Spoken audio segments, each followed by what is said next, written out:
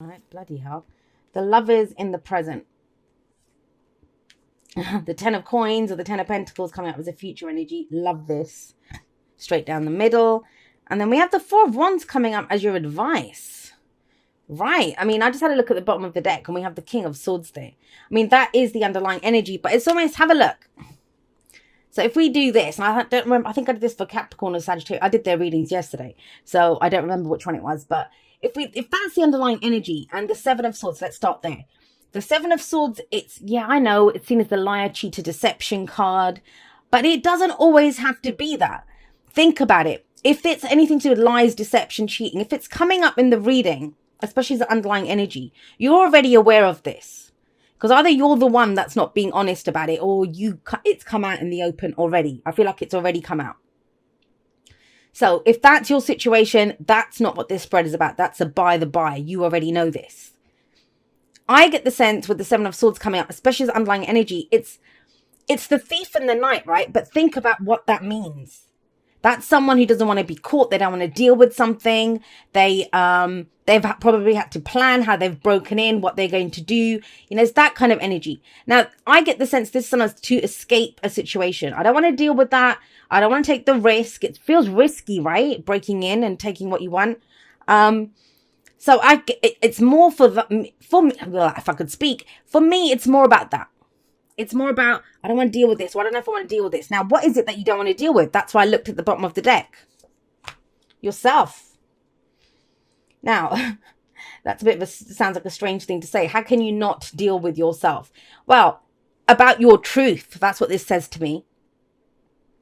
Have you been working on yourself? Have you been becoming someone new? Have you been working on something in secret? Have you been planning something in secret? You know, and now either you didn't want to tell people because you don't want to deal with their reactions, or you weren't sure. So you've been kind of, you know, working away in the shadows. We have this kind of shadow stuff coming up, especially with Judgment coming up here. And I feel that this is the new you that you're getting ready to present to the world. I'll explain why I'm saying that as we go through the reading. That's what it feels like. Big energies coming up here with the tens down the middle. But what's the risk? Why does it feel risky? You don't have to tell me that. Ask yourself that. If it's something that I always say, if you're not ready to show it to the world, if you don't, that's fine, right? I might be working on, I don't know, a book or something, say, and I don't want people to know about it because they might steal my idea, or, you know, a video or something that I'm working on. So it doesn't always have to be nefarious. But I get the sense with the Seven of Swords coming up as an underlying energy, it is time to kind of present it. It's time to take that risk, or to get out of a situation that allows you to go for what it is that you want. And you know what you want because you have the Ten of Cups coming up at the heart of your reading. I'll say this. I don't know who this applies to. It might just be one person. But the Seven of Swords coming up here and two tens down the middle there. It's almost as if you've got a plan of where you want to go, or, you know, what the end game looks like. But you must get out of something to get into something else. So it feels kind of tricky. Feels like juggling a lot of balls. I know that's Two of Pentacles, but it's that kind of energy. It's planning. It's, I'm going to get out of this so I can go for this. This is, it might be something as, you know, what the people that you work with. I don't want to work with these people anymore. Or it's going to shake up the family. You know, there's some kind of shake up going on here. And I think you know it. And that's why you've been keeping it quiet for as long as you can. Because it does feel risky, right? But now you're ready to kind of show it. Now, why have you been doing all of this? The Ten of Cups, it is the happily ever after card. I mean, have a look at this blissed out dog in front of, and cat in front of the fireplace. You know, pretty perfect, right? Now, when it comes up at the heart of the reading, when the Ten of Cups comes up there, this is very much about, why am I doing this? Why am I going to go for this? What does my emotional happiness look like? And I know it sounds strange. Every kind of happiness feels emotional, right? No, because that's practical, secure. This is an end game too. They're both happily ever after cards for me. But it feels risky. That might be because of Judgment coming up as a past energy. Judgment is, it's transformation, it's change, yes. You know, it's second chances, rebirth. This feels like a rebirth of you, Aquarius. Who have you become? Who have you become? And it might have taken you a long time to get to this place. I always say this about judgment. It's very easy to say, oh, judgment is, the phoenix rising up from the ashes, that kind of energy. And it sounds amazing. Transformation, change, moving forward, facing the future without fear. But you have to go through a whole load of shit to get to that level, to get to that point. Talked about my own personal judgment moments that I've had in my life. But this is what, judgment truly, when do we transform? It's when we're down on our knees and we can say, no more, I can't take any more of this. And that's when we will make the changes, when we're in a situation that we absolutely despise. So this is brutal energy. This is dark night of the soul kind of energy. But to get out of this, it's almost like we review everything we've gone through, everything we've done to get us to where we are. And we look at it, and it's about taking the lessons, very much like the King and Queen of Swords do. They learn the lessons from the experiences they've had to give them knowledge. And I always think they must have gone through one hell of judgment energies, plural, to get to where they are. And it kind of feels like that's what you've been through. But once we've made our peace with our past, that can include forgiveness. And I know forgiveness is the F word, but everyone thinks to forgive is to condone. It isn't. To forgive is to free yourself from that anger, from that pain, from whatever it is. Sometimes we need to forgive ourselves, for staying too long in a situation or for doing whatever we did. Forgiveness is required here. And then once we do that, we can draw a line under it and we can face the future without fear. Now, this is second. You have a look at this. Usually it's people rising up from their graves. Second chance at life. You have a new life coming in. But with the Seven of Swords here and the Judgment card here, this all feels like stuff that's been going on internally. And maybe even you couldn't have, said what it was. If someone had stopped you and said, hey, Aquarius, what's going on with you? What's happening? It's like, I'm just going through some shit. It's that energy. You wouldn't have known. Now you're coming at the other end. Now it's about dealing with it. You're coming out of the shadows here now. And it's to do with this. What your happily ever after looks like. What makes you happy? What makes you happy? It's kind of sad but true that, a lot of times we have to know what's not working for us before we can know what it is that will make us happy, right? I don't like this, I don't like this, I don't like this. Okay, so what is it instead that would make me happy? Then it's about going for that. And it's more than just making you happy. We have the Lovers coming up in the present. The Lovers coming up in the present. And yes, I mean, a few people laugh at me when I say this, but it's called the Lovers. It's not called the Thinkers. And that's facts. It is called the Lovers. What do you love? And so when people say it's a head or heart decision, that's an illusion.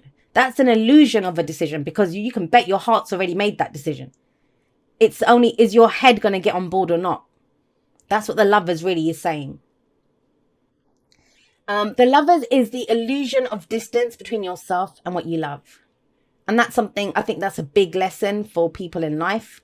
If this is a romantic reading, the question mark with the Lovers comes up. Because in the Two of Cups, when the Two of Cups comes up, that's when we see the similarities. That's the connection. Oh my God, this person has the same cup as me. All the things that we connect to and the similarities. But the Lovers, we see the differences. That's why we have this kind of masculine, feminine energy. And we all have that. But it's about seeing the difference. And then usually they're naked. Here they've got this amazing kind of red hair thing going on. This looks like a heart, right? But they are two halves of that heart. So what is it? What is it that you love? It could be a person. This can be a long distance relationship sometimes I see with the Lovers. But think about with the Seven of Swords. Just going to say this. Somebody, and this general, right? So it can go both ways. But remember this, if it's coming up in your spread and it's coming up in the present, we haven't gone future yet. This is what we're dealing with right now. What's going on right now during this week. This is, this could be someone who's not saying how they feel because it feels risky. It feels risky to go for what they love. That's the head aspect, right? The head's like, I don't want to deal. I don't want to take the risk. I don't want to be seen doing this. But the heart's like, but yeah, we love this. We love this. Let's go. Let's go for it. It's ours. We know what we love. So think about with the Lovers here and with the Ten of Cups here. What do you love? What do you love? And remember, love is not romance. I know I said it could be a relationship. It could be. For some of you, it could be. Because have a look. We've got the Ten of Pentacles coming up here. I'm going to get back to that in just a moment. This is another happily ever after card. And remember this, as human beings, we don't really truly have a happily ever after. We have things, and I've done this a few times, when you've manifested everything on your list, you will enjoy it for about a few months, maybe 6 months, a year if you're lucky. But the way human beings work, we'll have a new list. Where do we grow this? Where do we take this? And that's the energy that's coming through here.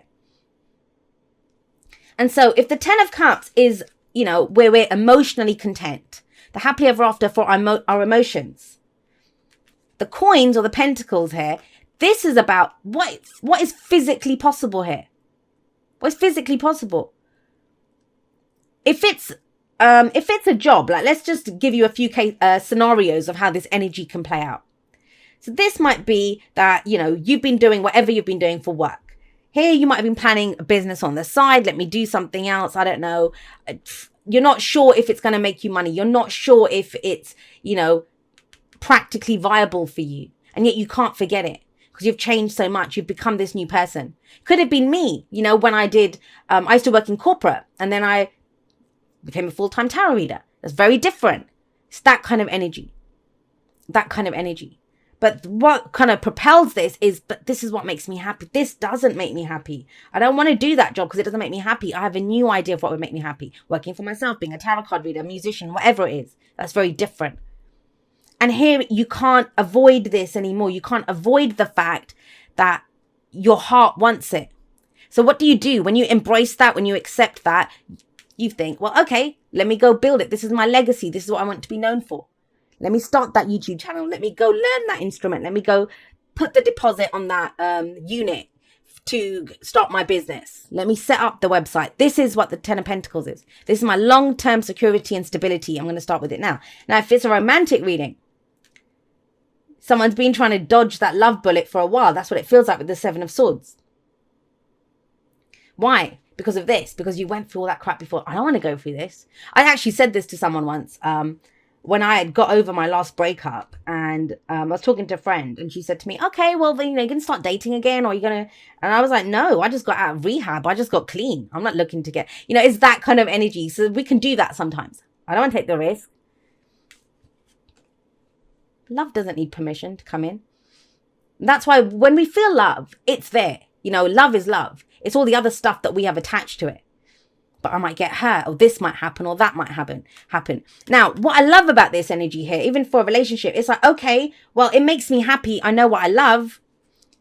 Can I build something solid out of this? That's secure, that's stable, that's physical. Never forget that. Coins, it's earth energy. It's physical energy.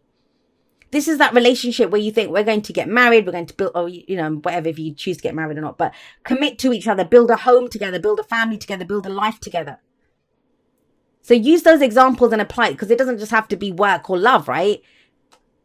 In varying degrees, it could apply to how you use this energy is key here. What's your advice? Because this is remember, the future is a projection from where we are. So even though your heart wants it, you might be doing that whole thing where love isn't enough, Can I build something from this? 10 of Cups, 10 of Pentacles says, yes, you can. How? The advice is the 4 of Wands.